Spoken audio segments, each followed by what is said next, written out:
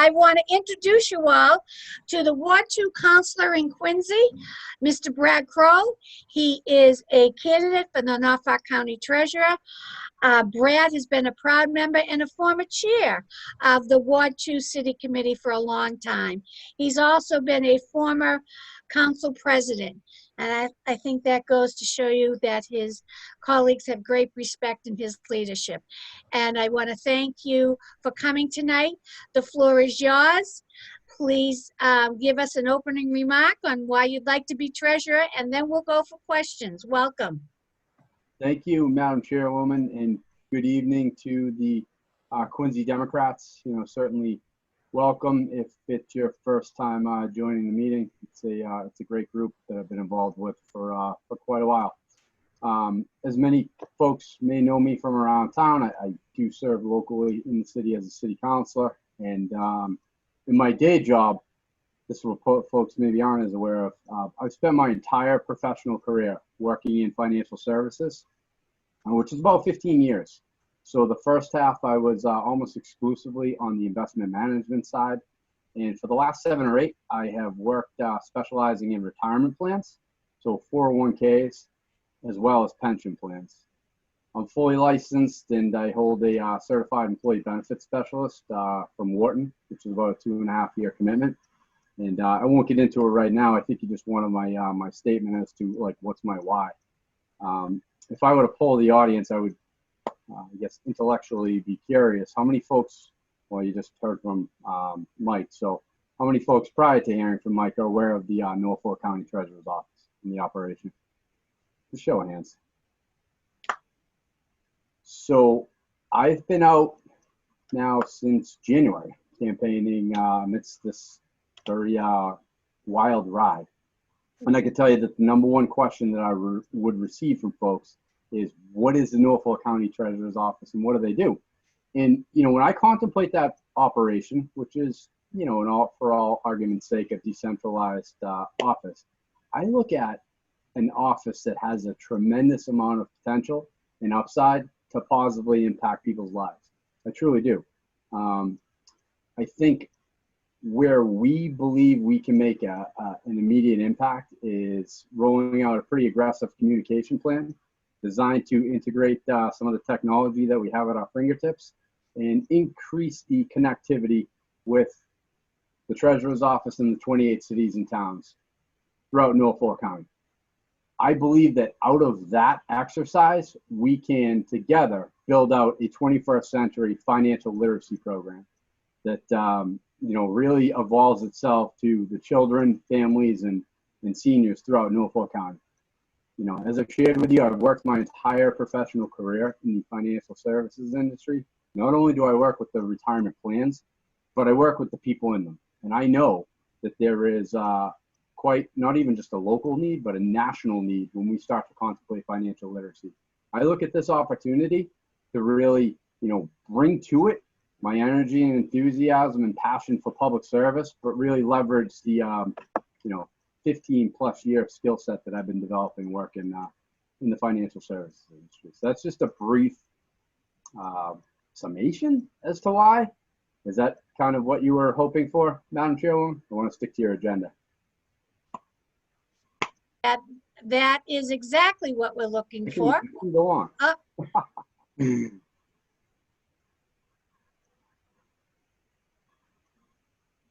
Alicia, you hear me now? Yeah, I know. I keep doing the wrong thing. I'm sorry. That's exactly what we're looking for, Councillor. We really appreciate that. I'd like to now open it up to the floor from questions from our participants. Put these on so I can see.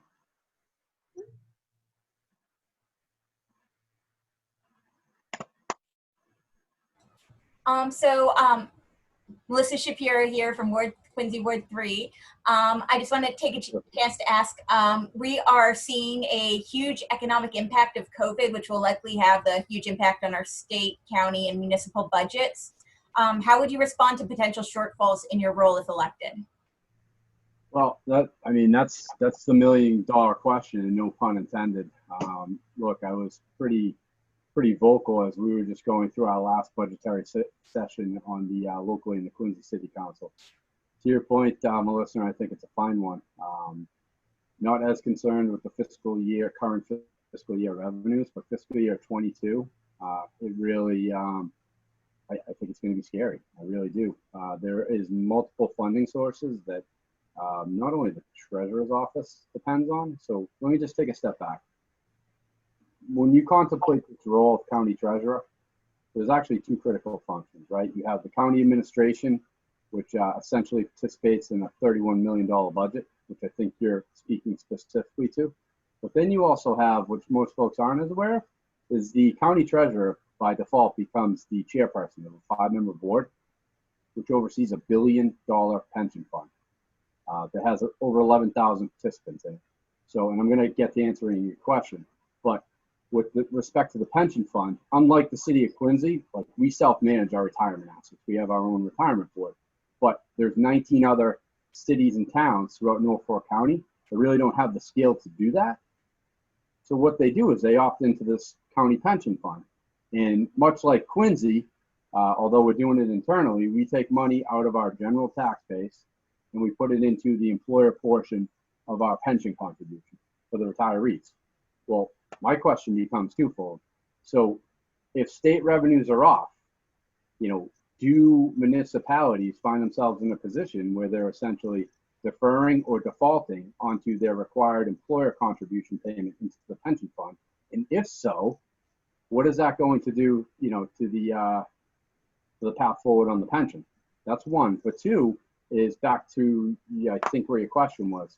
If we have a $31 million budget, and hypothetically we're getting $10 million in Chapter 70 money to fund the Norfolk County Agricultural School, and that drops to 5, we're really going to have to be cost conscious.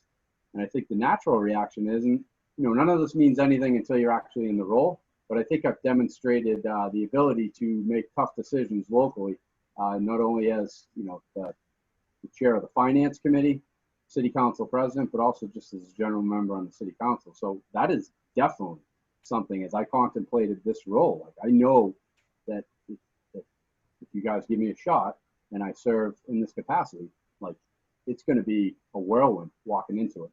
So I think you need somebody that understands municipal financing. I think you need somebody who can show the ability to think outside of the box. But I also think we need somebody who has a professional financial background and has shown an ability to make tough decisions.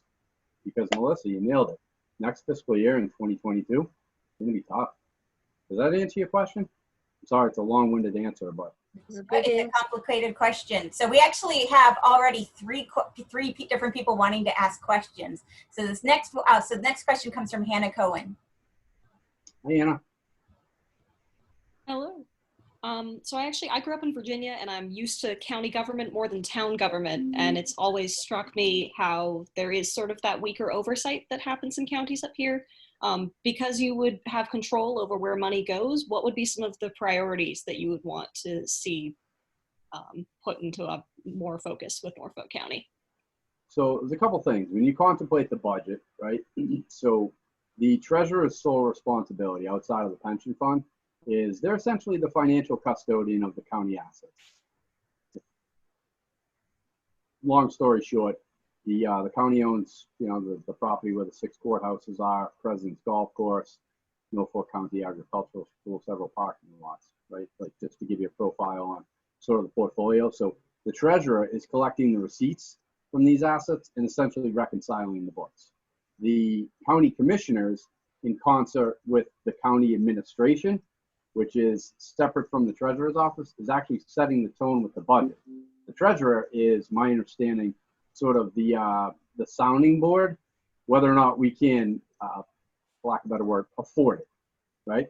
So if you're talking about like spending priorities, like I said, I think we need to look outside of the box. I think we need to probably look at ways to create or promote energy efficiency inside of the buildings, whether that was like a solar project to help cut costs internally on basically our county assets, or really just trying to maintain a level of service that is, acceptable. I mean, there may be, quite honestly, situations where you have to cut back on the service for the time being if the money's not there. I mean, I don't think you read much like the city of Quincy. I don't think you can really answer that question until you know what's in front of you. But again, I do think having a solid municipal background is extremely important. All right, excellent. And so our next question is from Reja. Hi, my name is Raya, and I'm new, like some people, to understanding some of the county positions. Of course. And I didn't realize that this position had a role in leadership with Norfolk Aggie. So I'm curious how you see your role as being on the board of trustees there, and understanding what your leadership could bring to that institution. Well, I think like anything, right? Like we need to give just kids in general. I didn't even mention this, but like I'm a young father. I, a 3-year-old just turned 3, and I'll be 5 on Monday. So like I'm all about you need to give kids opportunities, and I do see like Norfolk County Agricultural School like being literally a jewel when you start to contemplate county government. That being said, I think we're going to have to get ultra creative in terms of how we're going to, if there is, the possibility that funding that comes from the state is not what it's used to being, how we maintain a level of service, keeping teachers in classrooms, keeping programs on track, and continuing to give kids the opportunity and access to agricultural learning. Again, I'm not physically in the role, so I'm not as intimately familiar with the details on the flow with respect to the school, but I know that serving as a city councilor, we weren't really, but we were having conversations on what that future may have looked like from a budgetary standpoint in the city, and I do think that's a clear differentiator from for me in this race. Is I am like government bottom up. Like, this is my humble opinion, and this is why I ran to become a district councilor. Like, it doesn't get any closer to the people from an elected standpoint than being a district councilor. That's my own humble opinion. I know there's some folks that have served in that role in the past, but like literally you're in the trenches every day, dealing with issues, dealing with problems, trying to come up with creative solutions. And, out of that kind of, I found sort of my chops, if you will, for municipal budgets. So I think kind of having that connectivity with people and that understanding of budget, I hope it puts me in the best position possible to make intelligent decisions with respect to the ag school. Does that answer your question? I know a lot of this is like remains to be seen. A lot of it hinges on what we get from the state. It really does. Okay, great. And we have our next question from Joe Murphy. Joseph, good evening. Hi, Councillor. If there was one service or benefit the Office of Treasurer provides that not enough average county citizens know about or take advantage of, what is it, and how can this office improve average people's lives directly? Yeah, so I was actually at the Randolph Dems the other day. It was like a backyard barbecue, and one of the questions were asked, and I thought it was like perfect. So let's say, hypothetically, like your city or town is not in the pension system, or what about the people that aren't in the pension system? Like, for lack of a better word, like what's in it for them? And, as I had mentioned, like my primary objective in relatively short order is to establish a very diverse representation through whether, you can call it a advocacy group or, working group that comes together and really builds out what I believe or will call a 21st century financial literacy program. I feel like literally if we can get this to a place where I know we can do this, and you start to roll that out in the 28 cities or towns, I think that's going to be a major impact statement for the treasurer's office and create that like level of connectivity that, myself as a taxpayer, I feel the taxpayers deserve with respect to that office. It's all about communication, right? And it's all about having a resource. And to your point, Joe, like that's what I see growing out of that office, and that's what I see plugging into the local communities, and obviously Quincy being one of them. Because like I've had an opportunity, believe it or not, to kind of beta test this. When I was city council president, for the first time in city council history, we held during the month of April, back to back, so it would have been 2017, 2018, we had 2 financial literacy forums year over year. And really what we did was we utilized the services of Quincy Access Television, and we had speakers, agnostic speakers come in and speak on sort of complex subject matters. And like much to my surprise, and this is kind of why it got in my head as I built up the county treasurer, the feedback I got from people was pretty tremendous. Meaning like, hey, that was great that you took a social security concept, basically unpacked it through television, and allowed me to digest a very complex situation like on my terms in my home. And I feel like a lot of like government is you got to meet people where they are. So when I talk about like a financial literacy program, like I'm absolutely certain that this is like not a one size fits all, because I've spent, and I know you've heard of it from probably other county candidates, but I've spent a lot of time traveling throughout Norfolk County because that's my job and I really want to, serve. So you got to understand the issues. And one conclusion that I can draw beyond the shadow of a doubt is that the issues in Brookline are different than the issues in Randolph, which are different than the issues in Quincy, so on and so forth. So taking sort of a one size fits all approach to a financial literacy program, I don't think that'll move the needle as much as if you get stakeholders involved locally, which, Joe, I'm sure you would love to participate in something like that. Building it out. Did I answer the question? Did I lose you?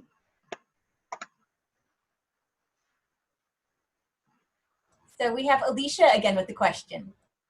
Yeah, it's more to add to what you just spoke to, and I'm very excited to hear that you want to begin that type of financial literacy program in Norfolk County. I don't know if anybody saw the CBS morning show at the 8 o'clock hour.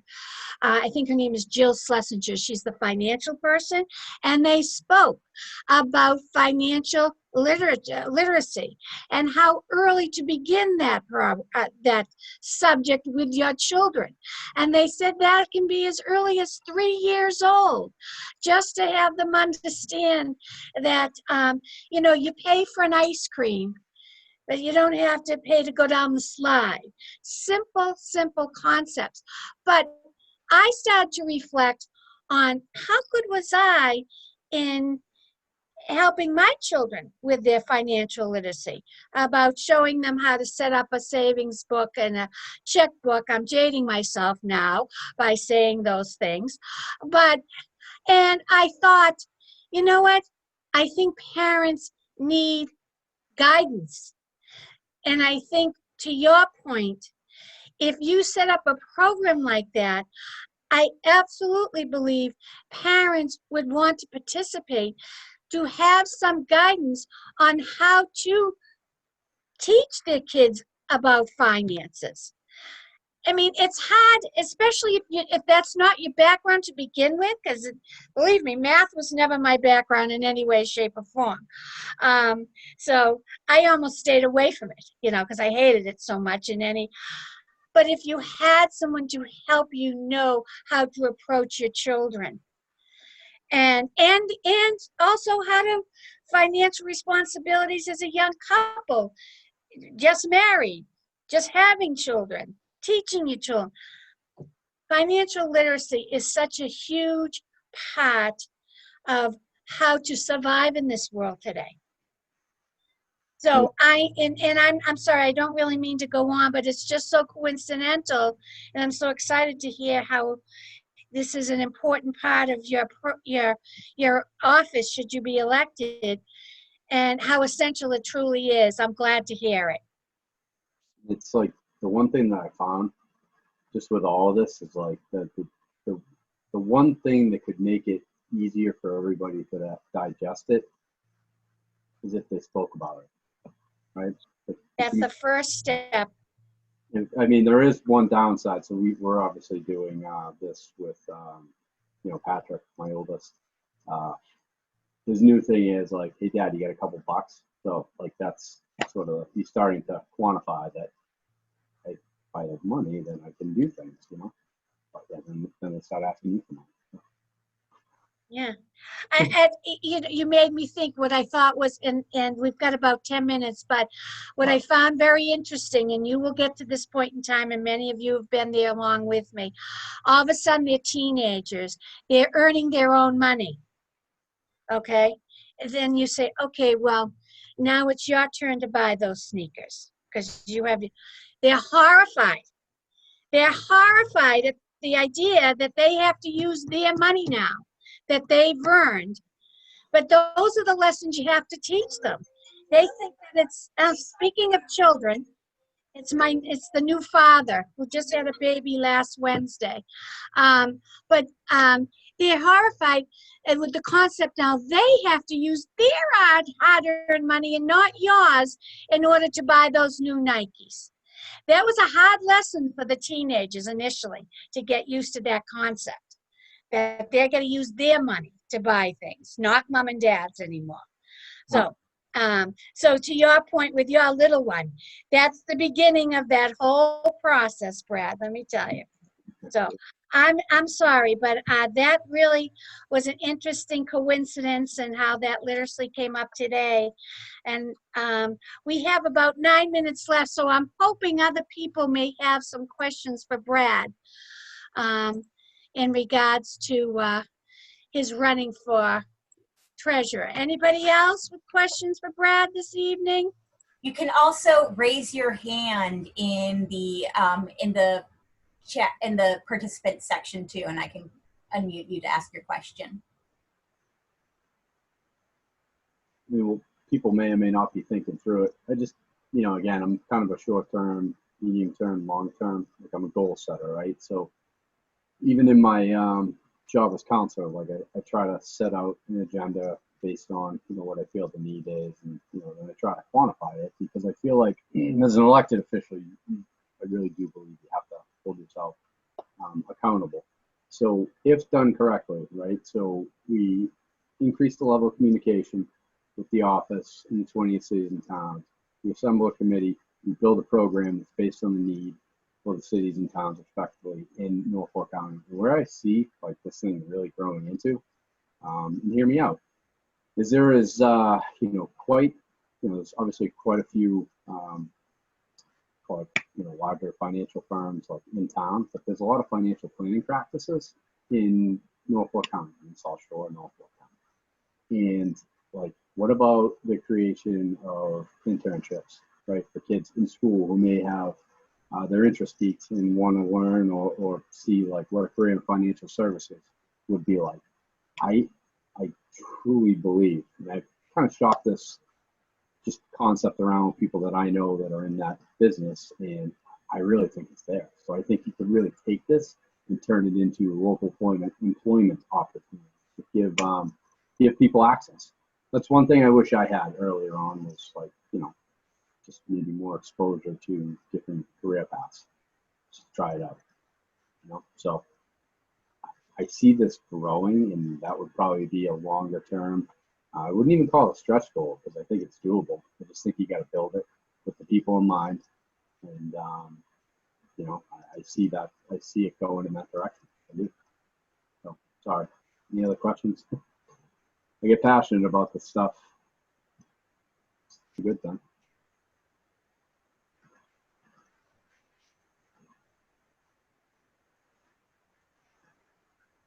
Well, Brad, seeing no further questions, I really want to thank you for being here, but I want you to tell us if there are members that are interested in getting involved in your campaign, how to do that, what you're doing, what they could be doing for you.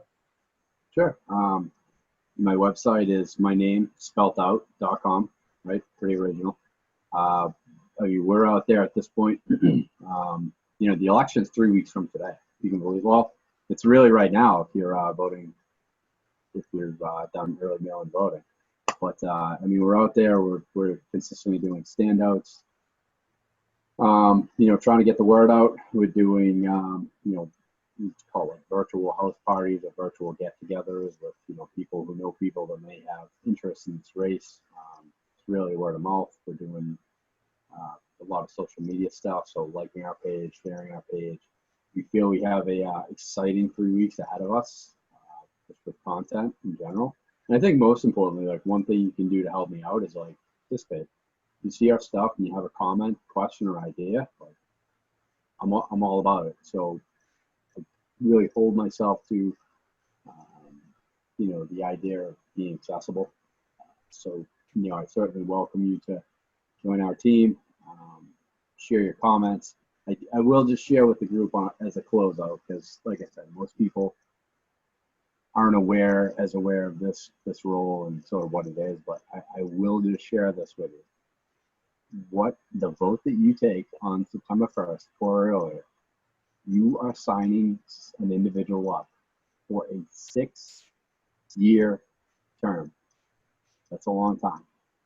I do believe that I have the energy, enthusiasm, and integrity to really move this office forward. In addition, the professional financial services experience. I'm committed to serving the full term. And, I really respectfully ask you for your vote. And if you would kindly remember that when you go to the poll, vote for Croall, Norfolk County Treasurer. And thank you again, Madam Chairwoman, and the group. I think you guys, I follow it more through the social media and the emails, but you guys are, you're out there doing a lot. And, obviously, the Democrats and the Democratic Party needs us this election cycle. So thank you. Brad, thank you. And I really appreciate you taking the time and effort and to come this evening. And I sincerely wish you the very best. Thank you, everyone. Have a good night. Have a good night.